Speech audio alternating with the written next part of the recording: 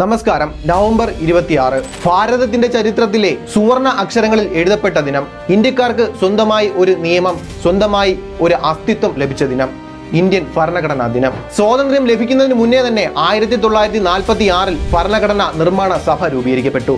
Doctor Rajendra Prasad ആയിരുന്നു ഈ ചരിത്ര സഭയുടെ അധ്യക്ഷൻ. ഇതൊരു സാധാരണ ദൗത്യമായിരുന്നില്ല. 60ഓളം രാജ്യങ്ങളുടെ ഭരണഘടനകൾ വിശദമായി പഠിച്ച ശേഷമാണ് നമ്മുടെ ഭരണഘടനയ്ക്ക് ഒരു രൂപം നൽകിയത്. കൃത്യം 2 വർഷം 11 മാസം 18 ദിവസങ്ങൾ നീണ്ട ഗൗരവമായ ചർച്ചകൾക്കും 2000-ലധികം തിരുത്തലുകൾക്കും ഒടുവിലാണ് 1949 നവംബർ 26 സഭ ഈ നിയമത്തെ അംഗീകരിച്ചത്.